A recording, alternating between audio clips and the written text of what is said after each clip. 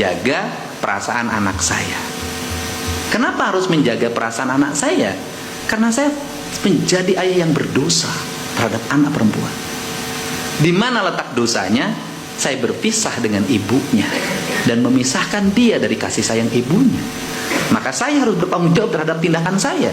Saya harus menjadi ayah dan menjadi ibunya dalam setiap hari. Saya harus berkomit terhadap apa yang saya lakukan, terhadap kekeliruan dan kesalahan sebagai seorang ayah yang tidak bisa jadi ayah yang baik. Dan saya tebus sampai dia usianya cukup dewasa, baru saya memilih menikah. Itu pun kalau dia mengizinkan. Kalau dia tidak akan mengizinkan, saya tidak akan pernah menikah selamanya. Ini prinsip laki-laki. Ini, dan saya sudah bisa menjadi ayah dan menjadi ibu. Dan hari ini Nihiang sekolahnya tidak melewati kelas 1. Nihiang sekarang langsung kelas 4.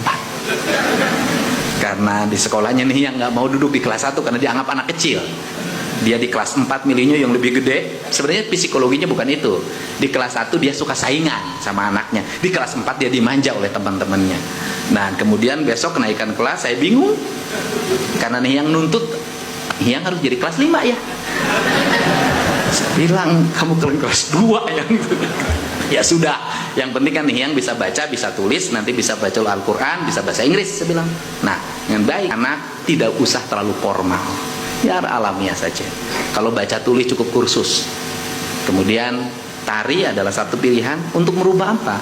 Merubah Nihiang yang overaktif. Maka dia belajar suruh fokus, ngapalin. Dan akhirnya sudah bisa dia fokus, narinya tersenyum, cantik. Cantik kayak siapa? Pasti kayak Bu Ana. Gak mungkin cantik sama saya. Harus diasuh. Gitu. Cianjur itu adalah kenangan dalam hidup saya. Maka bupatinya saya ajak menjadi teman agar saya bisa membantu percepatan pembangunan Cianjur.